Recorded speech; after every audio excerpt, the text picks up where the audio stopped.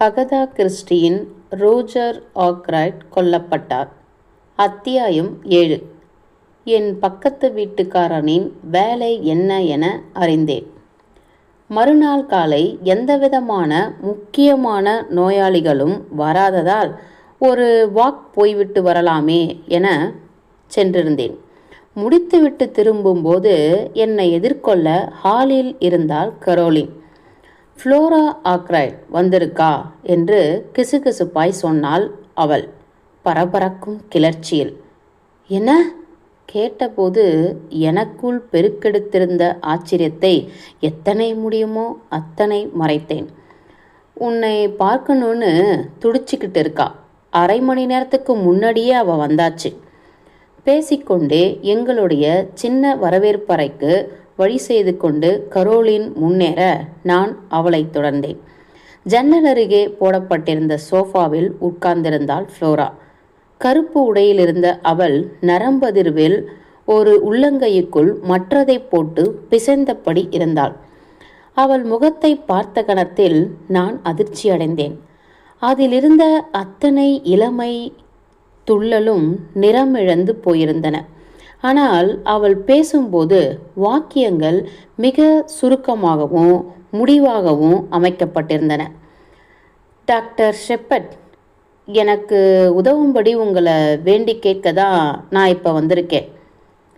பின்ன உதவி பண்ணாமல் உனக்கு பண்ணாமல் வேற யாருக்கு பண்ண போகிறான் அவன் என்று எனக்காக பதில் தந்து விட்டாள் கரோலின். இந்த சந்திப்பில் கரோலின் இருக்கலாமா என ஃப்ளோரா விரும்பியதாய் எனக்கு தோன்றவில்லை. நிச்சயமாக அந்த இளையவள் என்னுடன் தான் தனிப்பட்ட முறையில் பேசுவதை மட்டுமே முற்றிலும் எதிர்பார்ப்பாள். ஆயினும் இப்போதுள்ள நிலைமையில் மேற்கொண்டு எவ்வித நேர விரயத்தையும் விரும்பாத அவள் உடைத்த தேங்காயா வந்த விஷயத்துக்குள் நுழைந்து விட்டாள். நீங்கள் இப்போ என் கூட லார்ச்சஸ்க்கு வரணும். லார்ச்சஸ்? ஆச்சரியப்பட்டு விசாரித்தேன் நான். எஸ், அங்கே இருப்பது யாருன்னு உங்களுக்கு தெரியும் தானே? அந்த ஆள் என்ற நான் ஓய்வு பெற்ற சிகை அலங்கார நிபுணனாக இருக்கணும்னு பேசிக்கிட்டோம். ஃப்ளோராவின் நீல நிற விழிகள் படபடத்து அகன்று கொண்டே போயின. சச்ச, அது ஹெர்குல் பாயிரோ. அவர் யாருன்னு விளங்குதில்ல. தனியார் துப்பறியும் நிபுணர். துப்பறியும் அதிகாரிகள் டிடெக்டிவ் நாவல்களில் பண்ணும் அத்தனையும் இவர் அதி அற்புதமாக நிஜ வாழ்க்கையில் பண்ணிக்கிட்டு இருக்காருன்னு சொல்லியிருக்காங்க. ஒரு வருஷத்துக்கு முன்னாடி இந்த உளவு வேலையெல்லாம் மூட்டை கட்டிட்டு இங்கே வாழ்வதற்காக இடம்பெயர்ந்து வந்தார். அங்கிளுக்கு இவர் யாருன்னு தெரியும். ஆனாலும் வெளியே ஒருத்தர்கிட்டையும் சொல்ல மாட்டேன்னு சத்தியம் பண்ணியிருந்தார். ஏன்னா மனித தொந்தரவுகளே இல்லாமல் தனிமையில் ஓசையின்றி இருப்பதையே மிகவும் விரும்பியிருக்கிறார் பாயிரோ. ஓ, அப்படியா விஷயம்? அவரா இவர் என்றேன் நான் மெதுவாய். அப்போ நீங்களும் பாயிரோவை பற்றி நிறைய கேள்விப்பட்டிருக்கீங்க. நான் ஒரு கட்டுப்பட்டி. இந்த கரோலின் என்னை வர்ணிப்பது போல என்ற நான், ஆனால் ஜஸ்ட் இப்போ அவரோட புகழை நான் தெரிஞ்சுக்கிட்டேன் என்றேன். அசாதாரணம் என வர்ணித்தாள் கரோலின். அவள் இப்படி எதை சொல்கிறாள் என விளங்கவில்லை. நிஜத்தை கண்டுபிடிக்காமல் அவள் தோற்றுவிட்டதை குறிப்பிட்டிருக்கக்கூடும். அவரை போய் பார்க்க விரும்புறியா என்றேன் நான் மெல்லமாய். இப்போ எதுக்கு இதெல்லாம்? இந்த கொலையை துப்பறியும்படி அவரை தட்டிவிடத்தான், வேற எதுக்கு என்றாள் கரோலின் கூர்மையாய். இத்தனை கரித்துண்டா நீ இருந்திருக்கலாகாது ஜேம்ஸ். நான் ஒன்றும் அடிமுட்டாளா இங்கு அமர்ந்திருக்கவில்லை. இந்த கரோலினுக்கு எதை விரட்டி பிடிக்க நான் பேச்சை வளர்க்கிறேன் என்பதெல்லாம் எப்பொழுதுமே விளங்குவதே கிடையாது. இன்ஸ்பெக்டர் டேவிஸ் மேலே உனக்கு நம்பிக்கை இல்லையா என்று தொடர்ந்தேன். நிச்சயமா அவளுக்கு கிடையாது என்றாள் கரோலின். எனக்கும் தான். இங்கு யாராயிருந்தாலும் கொல்லப்பட்டது கரோலின் அங்கிள் என்றே எடுத்துக்கொண்டிருப்பார்கள். அவர் இந்த கேஸை கையில் எடுத்திருப்பார்னு எப்படி நீ எதிர்பார்க்கிற? நான் கேட்டேன். இப்படியெல்லாம் மெனக்கெடும் பணியிலிருந்து அவர் ஓய்வெடுத்துக்கிட்டு விலகிட்டாரு. ஞாபகம் இருக்கட்டும். இது ஒன்றுதான் பிரச்சனை என்றாள் ஃப்ளோரா.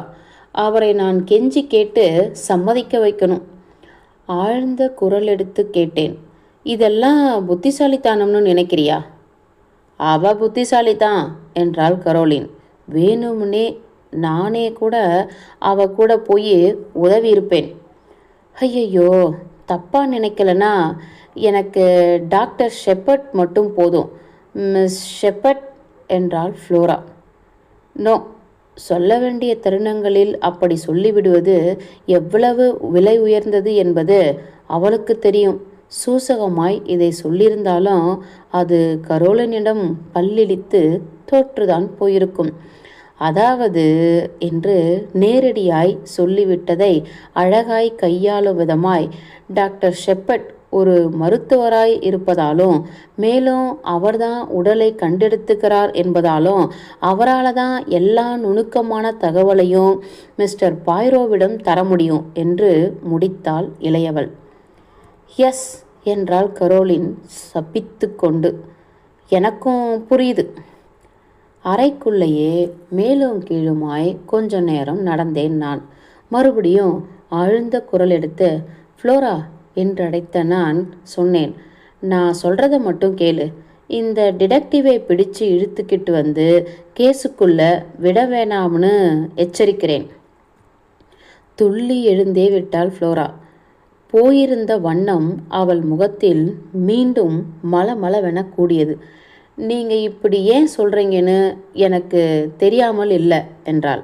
ஆனால் அந்த ஒரே ஒரு காரணத்துக்காக தான் நான் இப்போ கிளர்ந்து எழுந்து படபடப்பாக இயங்கிக்கிட்டு இருக்கேன். நீங்கள் பயப்படுறீங்க, ஆனால் நான் பயப்படலை. உங்களை விட ரால்ஃப் பற்றி எனக்கு நல்லாவே தெரியும். ரால்ஃப் என்றால் உடனே கரோலின். இதில் ரால்ஃபுக்கு என்ன இருக்கு? எங்கள் இருவரில் ஒருவர் கூட அவளை கண்டுகொள்ளவில்லை. ரால்ஃப் பார்க்க வேணும்னா வலுவற்று தெரியலாம். கடந்த காலங்களில் அவர் முட்டாள்தனமாக என்னத்தையாவது செஞ்சு தொலைஞ்சிருக்கலாம். ஏன் துஷ்டத்தனமாக கூட இயங்கியிருக்கலாம். ஆனால் அவர் யாரையும் கொலை பண்ண மாட்டார். நோ நோ நோ, நான் பரபரப்பானேன். நான் அவரை குறிப்பிட்டு பேசவே இல்லை என்றேன். அப்போ நீங்கள் எதுக்காக ஆண்கள் லாட்ஜுக்கு நேற்று ராத்திரி போனீங்க? பதில் வேணும் என்பது போல கேட்டாள் அவள். அங்கிளோட உடல் கண்டெடுக்கப்பட்ட பிறகு நீங்கள் வீட்டுக்கு திரும்பியிருக்க வேண்டிய வழியில். அப்போதைக்கு நான் வாய் திறக்க முடியாமல் ஆக்கப்பட்டேன்.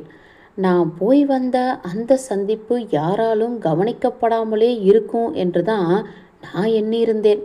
அந்த விஷயம் எப்படி உனக்கு தெரிய வந்தது என குறுக்கு விசாரணை செய்தேன் நான். நான் அங்கே இன்னைக்கு காலையில் போயிருந்தேன் என்றாள் அவள். வேலைக்காரனுங்க மூலமாக ரால்ஃப் அங்கே தங்கியிருக்கும் விஷயம் எனக்கு கிடைச்சிது. நான் அவளை இடைமறித்தேன். அவன் நம்ம கிங்ஸ் அப்பார்ட் கிராமத்தில் வந்து தங்கியிருப்பதை பற்றி உனக்கு ஒரு ஐடியாவும் கிடையாதா? கிடையாது. நான் திகைச்சும் ஆச்சரியமாகவும் ஆனேன். என்னால் விளங்கிக்க முடியல. நான் நேராக அங்கே போய் அவரை கேட்டேன். இதுக்கு பதிலாக அவங்க நேற்று ராத்திரி உங்ககிட்ட சொன்ன அதே பதிலை தான் என்கிட்டையும் சொன்னாங்கன்னு நினைக்கிறேன். நேற்று ராத்திரி 9:30 மணிக்கு வாக்கில் கிளம்பி வெளியே போன அவர் அப்புறம் திரும்பவே இல்லை. போருக்கு அரைக்கூவல் விடுக்கும் தொனியில் அவளுடைய கண்கள் என் கண்களை சந்தித்தன. எதையோ என் கண்களில் படித்துவிட்ட தொனியில் அதற்கு பதிலளிக்கும் விதமாய் வெடித்தாள். வெல், அப்படி ஏன் அவர் வெளியே கிளம்பி போகக்கூடாதுன்னு நான் கேட்குறேன். பதில் சொல்லுங்க. அவர் கிளம்பி போயிருக்கலாம், எங்கே வேணும்னாலும். அவர் லண்டனுக்கே கூட திரும்பி போயிருக்கலாம். உங்களுக்கு என்ன அதை பற்றி? மிருதுவாய் கேட்டேன். அவர் லக்கேஜ் எல்லாம் ஹோட்டல்லையே அப்படியே விட்டுட்டு ஃப்ளோரா தரையை எத்தி விட்டா. மண்ணாங்கட்டி. அதை பற்றியெல்லாம் நான் கவலையே படலை. அவர் வெளியே போயிருக்கார்னா அதுக்கு சிம்பிளாக ஒரு காரணம் தான் இருக்க முடியும். ஆக இதுக்காக தான் நீ ஹெர்குல் பாய்ரோ கிட்ட போகணுங்கிற இல்லையா? விஷயங்களை அப்படியே அதன் இடத்துல விட்டு வைப்பது தான் சிறந்ததுன்னு உனக்கு புரியல இல்லையா? கடைசி இலக்கா கூட இந்த போலீஸ் ரால்ஃபை நினைக்கல. நினைவிருக்கட்டும், நீயே குதிக்காத. போலீஸ் முழுக்கவும் வேற ஒரு தடத்துல உழைச்சிட்டு இருக்கு. ஐயோ என்று அலறினாள் அவள். அவங்க அவரை சந்தேகப்படுறாங்க. கிரான்செஸ்டர் பகுதியிலிருந்து ஒரு குண்டன் இன்னைக்கு காலையில் வந்தான். இன்ஸ்பெக்டர் ரக்லானாம். பயங்கரமான தோற்றம் கொண்ட கீரிப்பிள்ளை போன்ற குள்ளன். எனக்கு முன்னாடியே லாட்ஜுக்கு இந்த ஆள் போயிருக்கிற விஷயம் எனக்கு தெரிய வந்திருக்கு. இவன் அங்கே இருந்த சமாச்சாரத்தையும் இப்போ இவன் கேட்ட கேள்விங்க எல்லாத்தையும் அங்கே என்கிட்ட சொன்னாங்க. இவன் ரால்ஃப் தான் பண்ணியிருக்கணும்னு நினைச்சிட்டு இருக்கணும். எஸ், இப்படி ஒரு மாற்றம் வந்திருக்குன்னா அது நேற்று இரவுக்கு மேலே தான் ஏற்பட்டிருக்கணும் என்றேன் நான் மெல்லமாய். அப்போ அது பார்க்கர் தான்னு டேவி சொல்லும் தியரிய இந்த ஆள் ஒத்துக்கலை போல தெரியுது. பார்க்கர் தானா? பார்க்கரே தான் என்று கிண்டலாய் சொன்ன என் சகோதரி முகத்தை வெட்டி திருப்பிக் கொண்டாள். ஃப்ளோரா எழுந்து வந்து அவளுடைய கையை என் கையில் மேல் வைத்தாள். ஹோ டாக்டர் ஷெப்பர்ட், எனக்கு இத்தனை குறுக்கு விசாரணை. நேராக கிளம்பி மிஸ்டர் பாய்ரோவிடம் போயிடுவோம். அவர் கண்டுபிடிப்பார் உண்மை என்ன என்பதை. அவள் வைத்திருந்த கையின் மீது என் இன்னொரு கையை வைத்து நான் டியர் ஃப்ளோரா என்றேன். உண்மைதான் நமக்கு தெரிய வரணும் என்பதில் நீ நிச்சயமாக இருக்கியா? வேறு என்னவா இருக்க முடியும் என்ற அர்த்தத்தை ஆழ்ந்து பிரதிபலித்தபடி அவள் தலையை மெல்லமாய் அசைத்து ஆமோதித்தாள். உங்களுக்கு தான் நிச்சயத்தன்மை இல்லை என்று குறிப்பிட்டாள். எனக்கு இருக்கு. உங்களை விட என்னுடைய ரால்ஃபை பற்றி எனக்கு நல்லா தெரியும். ஆமாமா, இவனுக்கு எங்கே அவனை பற்றியெல்லாம் நல்லா தெரிய போகுது என்று ஒரு தேவையே அற்ற கமாண்டை பெரும் பிரயத்தனப்பட்டு மௌனம் காத்து வந்த கரோலின் அவிழ்த்து விட்டாள். ரால்ஃப் வேணும்னா கூத்து கொம்மாலன்னு சுற்றிக்கிட்டு இருக்கலாம். ஆனால் நல்ல டியர் பாய், சிறந்த நடத்தையும் உண்டு அவனுக்கு. எக்கச்சக்கமான கொலைகாரர்கள் அனைவருமே சிறந்த நடத்தை கொண்டிருந்தவர்கள்தான் என்று நான் கரோலினிடம் விளக்கியிருப்பேன். ஆனால் ஃப்ளோராவின் இருப்பு என்னை கட்டுப்படுத்திவிட்டது. இளையவள் ஒரு முடிவாய் இருந்தபடியால் நான் அவள் வழிக்கே போனேன்.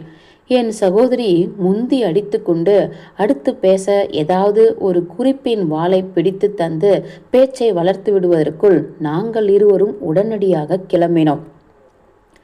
லார்சஸின் கதவினை ஒரு வயதான பெண்மணி எங்களுக்காக திறந்துவிட்டாள். திருமிகு பாய்ரோ வீட்டில் இருப்பதாய்தான் தோன்றியது. துல்லியமாகவும் ஒழுங்காகவும் அமைக்கப்பட்டிருந்த ஒரு சின்ன விருந்தினர் அறைக்குள் நாங்கள் அனுமதிக்கப்பட்டோம். அங்கு ஓரிரு நிமிடங்கள் கடந்த பிறகு எனது நேற்றைய நண்பன் வந்தார். வந்தனங்கள் திருவாளருக்கு என்று அழகாய் வரவேற்றார். என் இனியவளுக்கும் என்று ஃப்ளோராவையும் பார்த்து அவர் செய்த புன்விரலில் இருவருமே அவரிடம் சற்று அந்யோன்யமாகிவிட்டோம். ஃப்ளோராவுக்கு முதுகு வளைத்து ஆங்கிலேய வணக்கம் தெரிவித்தார். எனக்கு கை குலுக்கல். நான் தான் ஆரம்பித்தேன். நேற்றிரவு நடந்த துயர சம்பவம் உங்களுக்கு தெரிஞ்சிருக்கும்னு நினைக்கிறேன். அவரது முகம் தோய்வு கொண்டது. நிச்சயமா கேள்விப்பட்டேன். இது கொடூரம், அராஜகம். மேடமுக்கு என் மனமார்ந்த அனுதாபங்களை சமர்ப்பிக்கிறேன். எந்த வகையில் நான் உங்களுக்கு சேவை தரணும்? கமான். மிஸ் ஆக்ரைட், உங்களை இந்த இந்த என்று என்னை பார்த்த ஃப்ளோரோ துல்லிய குரலில் முழுசாய் அறிவித்தாள். நீங்கள் இந்த கொலைகாரனை கண்டுபிடிச்சு தரணும். ஓஹோ என்றார் அந்த குள்ள மனிதர். ஆனால் இதை தான் போலீஸ் பண்ணிடுமே இல்லையா? அவங்க தப்பு பண்ணிவிட சாத்தியம் இருக்கு என்றாள் ஃப்ளோரா. இப்போ கூட ஒரு தவறை பண்ணும் பாதையில் போலீஸ் போய்கிட்டு இருப்பதா நான் நினைக்கிறேன். ப்ளீஸ் மிஸ்டர் பாய்ரோ, எனக்கு நீங்கள் உதவக்கூடாதா? ஒருவேளை தயக்கத்துக்கு காரணம் பணம்னா? கிடையாது கிடையாது, ப்ளீஸ் மேடம், பணத்துக்காக துப்பறிபவன் நான் அல்ல. உண்மைக்காக. பணம் வேண்டாம்னு சொல்ல மாட்டேன். இப்போது சின்னதாய் கண்ணடித்தார் அவர். பணம் எனக்கு முக்கியமான ஒரு பொருளாக இருந்திருக்கு, உதவியும் இருக்கு என்றவர் தொடர்ந்தார். பிரச்சனை பணம் இல்லை. கவனிங்க, ஒரு விஷயம் உங்களுக்கு புரிஞ்சிடணும். இந்த சமாச்சாரத்தை இதன் முடிவு வரை நான் விடமாட்டேன். ஒரு நல்ல மோப்ப நாய் அது முகர்ந்த மோப்பத்தை கவ்வும் வரை விடாது, நினைவிருக்கட்டும். அதனால் பேசாமல் போலீஸுக்கிட்டேயே விட்டுட்டு காத்துருங்க. ம் என மறுத்த ஃப்ளோரா, எனக்கு உண்மை வேணும் என்றாள். அவருடைய கண்களை நேருக்கு நேராய் சந்தித்து கொண்டே, எல்லா உண்மையுமா? எல்லா உண்மையுமே. அப்படின்னா நான் ஏற்றுகிறேன். குள்ள மனிதர் சாந்தமாய் ஒப்புதலை அளித்தார். நீங்கள் மேலே சொன்ன வார்த்தைகளுக்கு பின்னாடி வருந்த மாட்டேங்கன்னு எதிர்பார்க்கிறேன். இப்போ எல்லா சூழல்களையும் எனக்கு விளக்குங்க. டாக்டர் ஷெப்பர்ட் சொல்வது தான் சிறந்தது என்றாள் ஃப்ளோரா. எனக்கு தெரிஞ்சிருப்பதை விட அவருக்கு தான் நல்லா தெரியும். இவ்வகையில் அவர்களோடு இணைந்து கொள்ளப்பட்ட நான் அனைத்து நிஜங்களையும் உள்ளடக்கி ஜாக்கிரதையாய் ஒப்புவித்தேன். ஆங்காங்கே சில கேள்விகளை மட்டும் இடைசெருகி பாயிரோ கவனமாய் கேட்டுக்கொண்டார். ஆனால் என் விளக்கத்தின் முழு நேரமும் அவர் அமைதியாகவும் விட்டத்தில் பதிந்திருந்த கண்களை எப்பக்கத்திலும் திருப்பாமலுமே இருந்தார். கடந்த இரவென்று நானும் இன்ஸ்பெக்டரும் பெர்ன்லி பார்க்கு வளாகத்திலிருந்து வெளியேறிய கட்டத்தில் என்னுடைய கதையை பூர்த்தி செய்து கொண்டேன். உடனேயே சரி இப்ப என்ற ஃப்ளோரா அவருக்கு ரால்ஃப் பற்றிய முழு விவரங்களையும் கொடுங்க என்றாள். நான் தயங்கினாலும் அவளுடைய விரட்டும் பார்வையால் நான் இயக்கப்பட்டேன். எனது இந்த கதையை நான் முடிக்கும்போது அந்த விடுதிக்கு, ஆண்கள் விடுதிக்கு நேற்று நீங்கள் திரும்பும்போது போய் வந்ததா சொன்னீங்க என்ற பாயிரோ கேட்டார். ஆமாம், அது எதுக்காக? ஜாக்கிரதையாக வார்த்தைகளை பொறுக்கிக் கொள்ள நான் கனநேரம் தாமதித்தேன். யாராவது ஒருத்தர் அந்த வாலிபனின் வளர்ப்பு தந்தை இறந்துவிட்ட செய்தியை போய் சொல்லணும்னு நினச்சேன். பெர்ன்லியை விட்டு கிளம்பும்போது தான் எனக்கு ஆக்ராய்டுக்கும் மட்டும் தான் அவன் இந்த கிராமத்தில் வந்து தங்கிக்கிட்டு இருக்கும் செய்தியே தெரியும் என்பது என் ஞாபகத்துக்கு வந்தது. பாயிரோ ஒப்புதலாய் தலையசைத்தார். உண்மைதான். இது ஒன்று மட்டும்தானா நீங்கள் அங்கே போனதற்கான ஒரு குறிக்கோள்? அது ஒன்று தான் நான் அங்கே போனதற்கான ஒரே குறிக்கோள் என்றேன் நான் கடுமையாய். நீங்கள் போனது அவர் அங்கே தான் இருக்கிறார்னு ஒரு தடவை ஊர்ஜிதப்படுத்திக்க கிடையாதுன்னு நாம் சொல்லலாமா? நான் ஊர்ஜிதப்படுத்திக்கவா? எனக்கென்னவோ டியர் சார், நான் என்ன சொல்ல விரும்புகிறேனா என்பது உங்களுக்கு தெரிஞ்சிருக்கும்னே நினைக்கிறேன். ஆனால் அப்படி எதுவும் புரியாத மாதிரி காட்டிக்க நீங்கள் பிரியப்படுறீங்க. கேப்டன் ரால்ஃப் அன்னைக்கு மாலை முழுக்க அங்கே தான் இருந்தார் என்பதை ஊர்ஜிதப்படுத்திக்கிட்டா அது உங்களுக்கு ஒரு பெரிய நிம்மதியாக இருந்திருக்குன்னு நான் சொல்ல வரேன். கிடையவே கிடையாது என்றேன் நான் கடுமையாக. எனக்காக மறுத்து தலையசைத்தார் அந்த குள்ள டிடெக்டிவ். மிஸ் ஃப்ளோரா என் மேலே வச்சிருக்கும் நம்பிக்கையில் உங்களுக்கு நம்பிக்கை இல்லை. டாக்டர், பரவாயில்ல, விட்டுடுவோம். இப்போ நாம் கவனிக்க வேண்டியது இதுதான். ரால்ஃப் காணாமல் போயிருக்கார். இதுக்கு விளக்கம் தேவைப்படுது.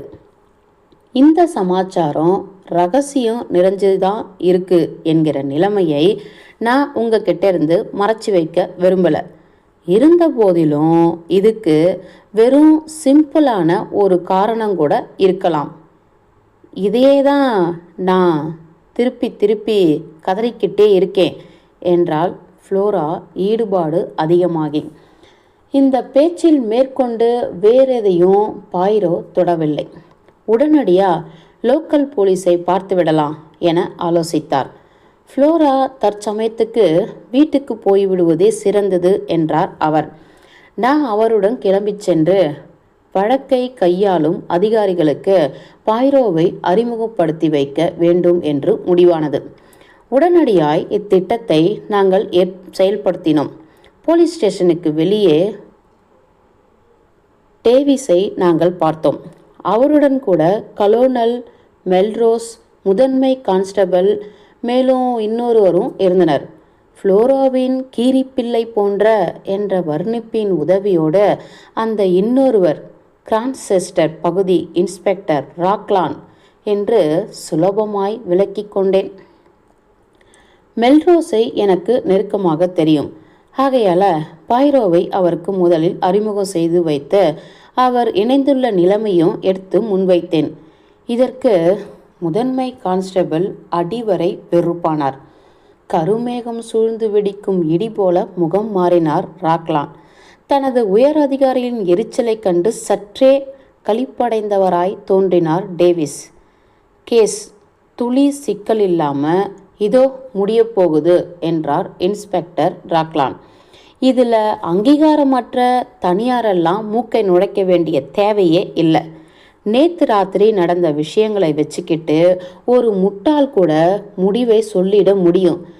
எதுக்கு இவரை கூட்டிட்டு வந்தீங்க? மோசமான வரவேற்பு, பழித்தீர்க்கும் பார்வையை இந்த இன்ஸ்பெக்டர் அந்த டேவிஸ் இன்ஸ்பெக்டர் பக்கம் வீச அதை அவர் ஆமோதிப்பாய் பெற்றுக்கொண்டார். கலோனல் மெல்ரோஸ், மிஸ்டர் ஆக்ரைட் குடும்பத்தாருக்கு எது சிறந்ததுன்னு படுதோ அதை பண்ண அவங்களுக்கு உரிமை இருக்கு என்றார். ஆனால் அதிகாரப்பூர்வ விசாரணை எந்த வகையிலையும் பாதிக்கப்படுவதை நாம் அனுமதிக்க முடியாது. ஆயினும் மிஸ்டர் பாய்ரோவை, அவருடைய கீர்த்தி பற்றி எனக்கு நல்லாவே தெரியும் என்று முடித்தார் கனிவாய். அப்போ இந்த கேஸில் வெற்றியும் விளம்பரமும் போலீஸுக்கு கிடைக்கப் போவது இல்லை, துர்திஷ்டம் என்றார் ராக்லான். இப்படியே போய்கொண்டிருந்த சுகமற்ற சூழலை காப்பாற்றியது அடி வாங்கி கொண்டிருந்த பாய்ரோதான். இந்த துப்பறியும் உலகத்திலிருந்து நான் ஓய்வு பெற்று விலகியாச்சு என்பதே நிஜம் என்றார் அவர். மறுபடியும் இன்னொரு கேஸை கையில் எடுத்துக்கொள்வது என் எண்ணமே கிடையாது. இதுக்கெல்லாம் மேலாய் புகழ், விளம்பரம் இவையெல்லாம் எனக்கு அலர்ஜி. ஆக ஒன்று சொல்லிக்க விரும்புகிறேன்.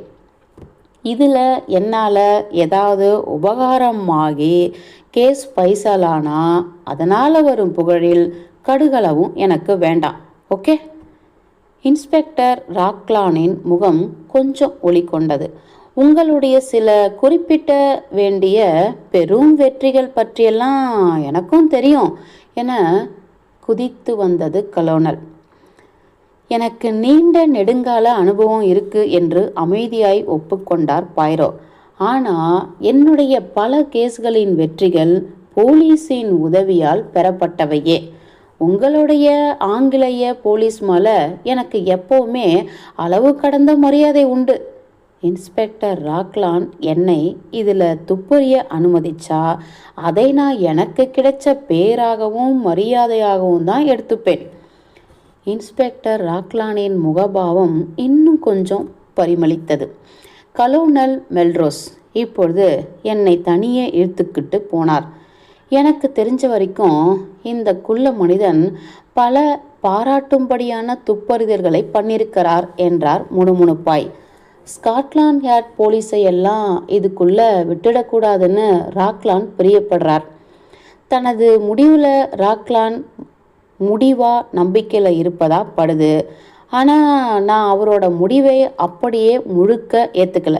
எஸ், இந்த வழக்கில் பின்னி பிணைஞ்சிருக்கிற மனுஷால அவரை விட எனக்கு ரொம்ப நல்லாவே தெரியும் என்றவர் எஸ் என்று உரக்க அறிவித்து, இனி தொடர்பு உள்ள வழக்கின் கட்டங்களில் உங்களையும் சேர்த்துப்பது புத்திசாலித்தனம்னு நினைக்கிறோம் சார் என்றார் துப்பறியும் நிபுணரிடம். நான் உங்களுக்கு நன்றி சொல்லிக்கிறேன் என்றார் பாய்ரோ. என் நண்பர் டாக்டர் ஷெப்பர்ட் பட்லர் மீது சந்தேகம் பதிஞ்சிருப்பதா சொல்கிறாரு. அதெல்லாம் வெறும் வெத்து வேட்டு என்றார் இன்ஸ்பெக்டர் ராக்லான். இந்த ஹை கிளாஸ் சமுதாயத்தோட வேலைக்காரனுங்க ஏதோ அவனுங்களுக்குத்தான் எல்லாம் தெரிஞ்ச மாதிரி தேவையில்லாத சின்ன விஷயத்துக்கு கூட பதுங்கி பதுங்கி சந்தேகத்தனத்தோடு நடந்துக்குவானுங்க. கைரேகைகள் நான் எடுத்து கொடுத்தேன். பார்க்கருடையது போல இல்லை.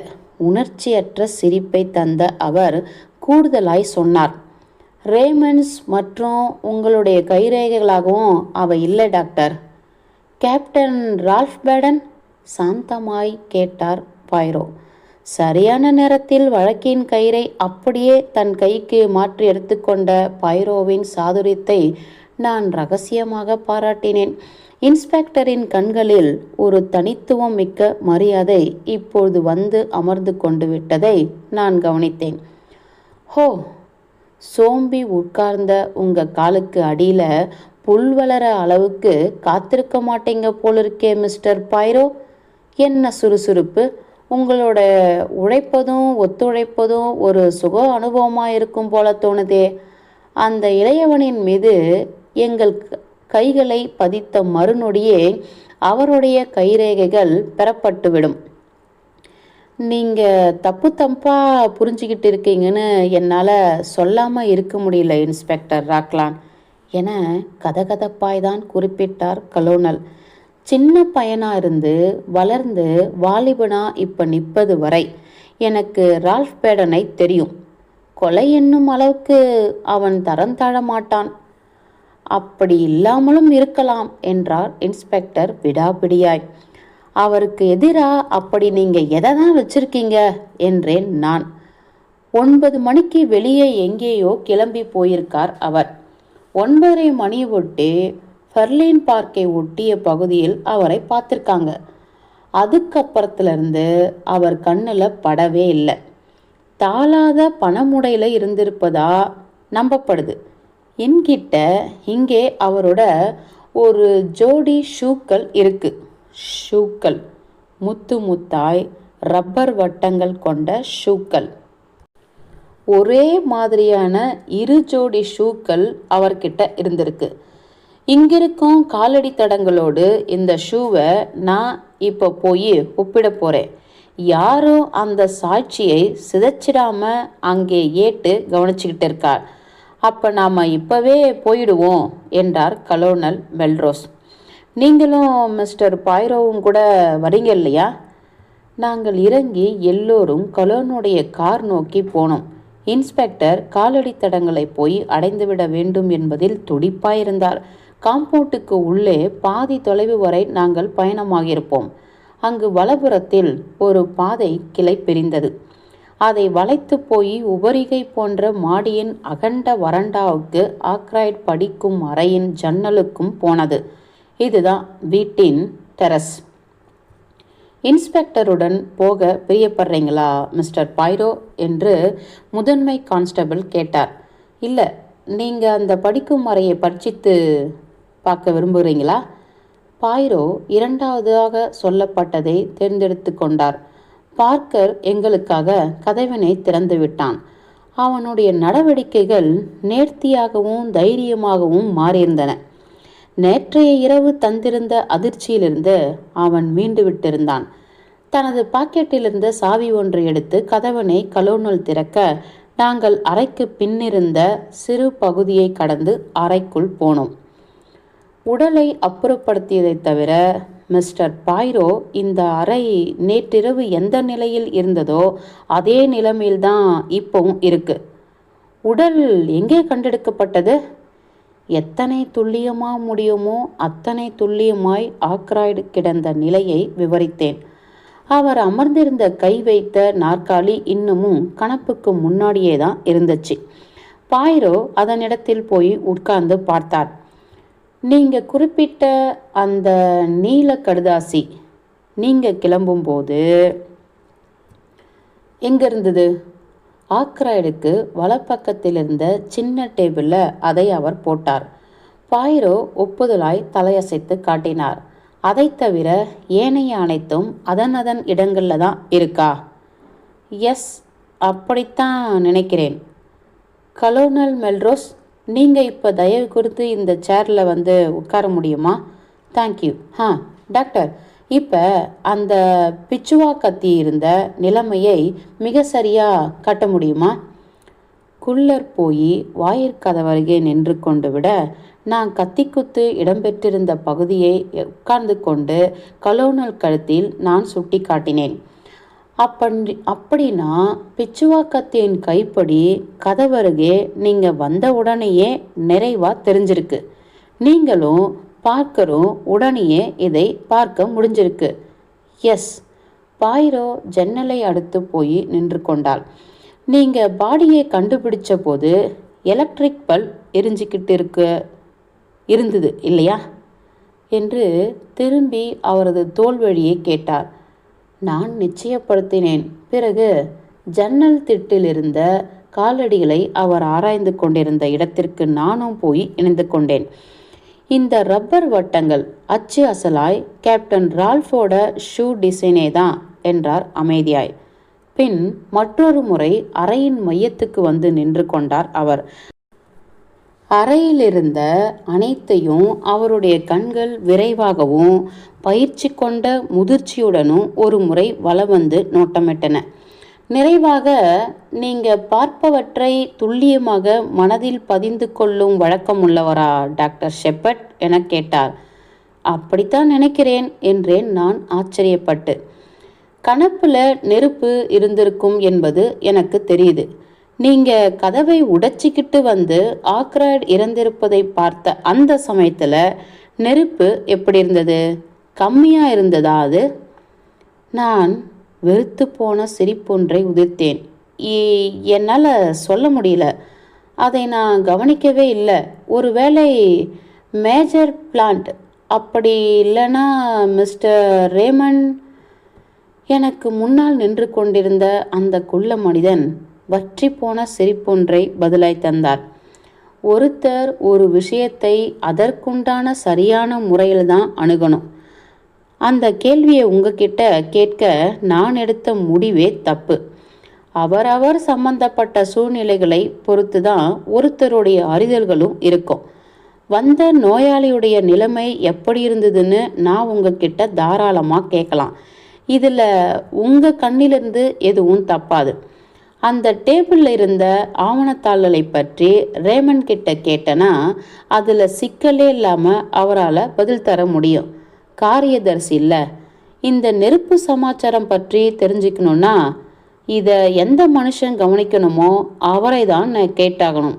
ஆக நிறுத்திய பாயிரோ துரிதமாய் கணப்பருகில் போய் நின்று கொண்டு பணியாட்களை அழைக்கும் மணியை அடித்தார். ஓரிரு நிமிடங்கள் கடந்த பிறகு பார்க்கர் வந்து சேர்ந்தான். பெல் அடிச்சது சார் என்றான் தயக்கமாய். இங்கே வா பார்க்கர் என்றார் கலோனல் மெல்ரோஸ். இந்த ஜென்டில்மேன் உன்கிட்ட எதையோ கேட்க பிரியப்படுறார். பார்க்கர் மரியாதை கலந்த பார்வையை இப்போது பாயிரோ மீது பதித்தான்.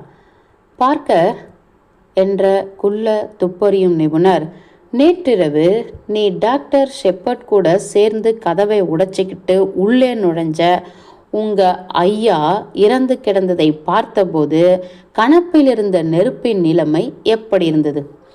அது ரொம்ப கம்மியாக எரிஞ்சிக்கிட்டு இருந்தது சார். சொல்லப்போனால் அது முழுக்க அணைஞ்சிடுச்சுன்னே சொல்லலாம். என்றார் பாயிரோ. இந்த ஆச்சரிய வெளிப்பாடு ஒரு கொக்கரிக்கும் வெற்றியாகவே அமைந்திருந்தது. அவர் மேலும் தொடர்ந்தார். சுற்றி வர கொஞ்சம் கவனி பார்க்கர். அப்போ இருந்த மாதிரியேவா இப்போவும் இந்த ரூம் இருக்கு? பட்லரின் கண்கள் அறை முழுவதையும் வழித்தெடுப்பது போல பார்த்தது. அவை ஜன்னலை கடக்கும் போது நின்றன. திரைசீலை இழுத்து விடப்பட்டிருக்கு சார். எலக்ட்ரிக் பல்பு எரிஞ்சிக்கிட்டு இருந்தது. ஏற்றுக்கொள்வதாய் தலையசைத்தார் பாயிரோ. இன்னும் வேற ஏதாவது? எஸ் சார், இந்த சேரு வெளிப்பக்கமாக நிறைய இழுக்கப்பட்டிருந்தது என்றான். கதவுக்கு இடப்பக்கத்திலிருந்த பெரிய சேரை காட்டிய அவன் அந்த சேருக்கும் ஜன்னலுக்குமான இடைப்பட்ட தூரத்தை குறிப்பிட்டான். நேயர்களுக்கு குழப்பமில்லாமல் புரிய அந்த அறையின் அமைப்பையே கீழே இணைத்திருக்கிறேன். ஜஸ்ட் அதை கொஞ்சம் அமைத்து காட்டு என்றார் பாய்ரோ. இப்பொழுது விவாதத்தில் இருந்த அந்த சேரை 2 அடி போல தாராளமாய் இழுத்து அது கதவை பார்த்திருக்கும்படி நன்றாக திருப்பி போட்டான். ஐயோ என்று முணுமுணுத்தார் பாய்ரோ. இந்த அறையில் அப்படி ஒரு கோணத்தில் சேரை போட்டுக்கிட்டு ஒருத்தரும் உட்கார மாட்டாங்கன்னு நினைக்கிறேன். அப்போ இந்த நாற்காலியை யார் அதன் சரியான இடத்துக்கு நகர்த்தி போட்டது? எனக்கு இது ஆச்சரியமாக இருக்கு. நீயே பண்ணினியா நண்பா? No no no no sir என்றான் பார்க்கர். ஐயாவை அந்த கோலத்தில் பார்த்தது மட்டும் அந்த கலைபரத்தில் நான் நிலை குளிஞ்சி போயிருந்தேன் சார். பாய்ரோ திரும்பி அறைக்கு குறுக்காய் என்னை பார்த்தார். நீங்களா டாக்டர்? நான் மறுப்பாய் தலையசைத்தேன். நான் மறுபடியும் போலீஸோடு உள்ளே நுழையும் போது அது சரியா ஆகியிருந்தது சார் என்றான் பார்க்கர். இதில் நான் நிச்சயமாக இருக்கேன். விசித்திரம் என்றார் பாய்ரோ. ரேமண்ட் இல்லைன்னா பிளான்ட், அதை தள்ளி சரியா போட்டிருக்கலாம் என ஆலோசித்தேன் நான். இது என்ன அத்தனை முக்கியமா? இது முழுக்கவும் முக்கியமே அற்ற ஒன்றுதான் என்றார் பாய்ரோ. அதனால தான் இது அத்தனை இன்ட்ரெஸ்டிங்காக இருக்கு என மிருதுவாய் முடித்தும் கொடுத்தார். ஒரு நிமிஷம், எக்ஸ்கியூஸ் மீ என்ற கலோனல் பார்க்கருடன் நகர்ந்தார். பார்க்கர் உண்மையை தான் பேசுகிறான்னு நீங்கள் நினைக்கிறீங்களா என கேட்டேன் நான். சேரை பொறுத்த வரைக்கும் எஸ், மற்ற விஷயங்களில் எனக்கு தெரியாது டியர் டாக்டர். இந்த மாதிரி கொலை வழக்கில் உங்களுக்கு அதிக அனுபவம் இருந்தால் ஒரு விஷயத்தில் மட்டும் எல்லோருமே ஒத்துப்போய் ஓரணியாக ஒன்றா நிற்பது உங்களுக்கே புரியும். அது என்ன என நான் ஆர்வமாய் கேட்டேன். இதில் சம்பந்தம் உள்ள ஒவ்வொருத்தருக்கும் மறைச்சி பதுக்கி வச்சிக்க ஒரு விஷயம் இருக்குது. நான் ஏதாவது மறைச்சி? புன்னகைத்தபடி கேட்டேன் நான். என்னை கவனமாய் பார்த்தார் பாய்ரோ. உங்களுக்கும் ஒரு விஷயம் இருக்குன்னு நினைக்கிறேன் என்றார் சாந்தமாய். ஆனால் இந்த யங் மேன் பேடன் பற்றி உங்களுக்கு தெரிஞ்சிருக்கும். அத்தனை சங்கதிகளையும் நீங்கள் என்கிட்ட சொல்லிட்டீங்களா? நான் படபடப்பாய் ஆவதை பார்த்து புன்னகைத்தார் அவர். ஹோ, பயப்படாதீங்க, நான் சொல்ல சொல்லி வற்புறுத்த மாட்டேன். காலப்போக்கில் நானே தெரிஞ்சுக்குவேன். ஹோ சார், உங்களுடைய அணுகுமுறை தான் என்ன என்பதை நீங்கள் என்னிடம் சொல்லணும்னு நான் விரும்புகிறேன். என் குழப்பத்தை மறைக்க முந்திரி கொட்டையாய் சொல்லிவிட்டேன் நான். கணப்பு நெருப்பையே உதாரணத்துக்கு எடுத்துக்கோமே. ஹோ, அது சிம்பிள். நீங்கள் ஆக்ராய்டை 8:50க்கு விட்டுட்டு விலகிறீங்க, அப்படித்தானே? எஸ், இதை துல்லியமானு கூட நான் சொல்லுவேன். ஜன்னல் அப்போது மூடி பூட்டப்பட்டிருக்கு, கதவு பூட்டப்படலை. 10:15 மணிக்கு உடல் கண்டெடுக்கப்பட்ட போது கதவு பூட்டப்பட்டிருக்கு, ஜன்னல் திறந்திருக்கு. யார் அதை திறந்தது? மிஸ்டர் ஆக்ரைடே அப்படி பண்ணியிருக்க விஸ்தாரமாக வாய்ப்பு இருக்குது. 2 காரணங்களுக்காக. இந்த அறை தாழ முடியாத அளவுக்கு சூடாக ஆகியிருந்தால், ஆனால் கணப்பின் நெருப்பு கம்மியாக ஆகியிருக்கு. நேற்றைய மாலை நேரத்து வெப்பநிலை படு வேகமாக உறைநிலைக்கு போய்கொண்டிருக்க இது சாத்தியமே இல்லை. இது காரணமாக இருக்க முடியாது. இன்னொன்று, அந்த வழியாக அவர் யாரையோ உள்ளே வர அனுமதிச்சிருக்கார். அப்படி அவர் யாரையோ உள்ளே நுழைய அனுமதிச்சிருக்கார் என்பது தான் நிச்சயமாக அது அவருக்கு மிகவும் பழக்கப்பட்ட ஒருத்தராக தான் இருக்க முடியும். ஏன்னா அந்த ஜன்னல் பற்றிய இருப்பு கொள்ளாமை அவர்கிட்ட ரொம்ப நேரமாகவே இருந்திருக்கு. இத்தனை சிம்பிளா என்றேன் நான். எல்லாமே சிம்பிள் தான். அறியப்படும் உண்மைகளை சரியா முறையா வரிசைப்படுத்தினா நாம் இப்போ அவரோட 9:30 மணிக்கு கூட இருந்த ஆளோடைய சுபாவம் பற்றி அறிஞ்சாகணும். எல்லாமும் அந்த நபர் ஒரு தனியாள் என்றும் அந்த தனியாள் அவராலேயே ஜன்னல் வழியா உள்ளே விடப்பட்டிருக்கார் என்றும் தான் போகுது. மிஸ் ஃப்ளோராவால் மிஸ்டர் ஆக்ராய்டு 9:45 உயிரோடு பார்க்கப்பட்டிருந்தாலும் அந்த நபர் யார் என்பது தெரியாத வரைக்கும் நம்மால் இந்த மர்மத்துக்கு ஒரு முடிவு எழுத முடியாது. ஒருவேளை அந்த நபர் வெளியேறிய பிறகு ஜன்னல் மூடப்படாமல் விடப்பட்டிருந்து அது கொலையாளிக்கு இரத்தன கம்பள வழியா அமைந்திருந்தால், இல்லை ஒருவேளை அதே நபரே மறுபடியும் ஜன்னல் வழியா நுழைஞ்சு அதோ கலோனல் வராரே, கலோனல் மெல்ரோஸ், அந்த டெலிஃபோன் அழைப்பு ஒரு வழியா அடையாளம் காணப்பட்டாச்சு என்றபடி வந்தார். அது இங்கிருந்து செய்யப்படலை. அது டாக்டர் ஷெப்பர்ட்டுக்கு நேற்றிரவு 10:15க்கு கிங்ஸ் அப்பார்ட் கிராமத்தின் ரயில் நிலைய பொது தொலைபேசியிலிருந்து போயிருக்கு. 10:23க்கு ராத்திரி மெயில் லிவர்பூல் பகுதிக்கு கிளம்புது. அத்தியாயம் 7 முடிந்தது.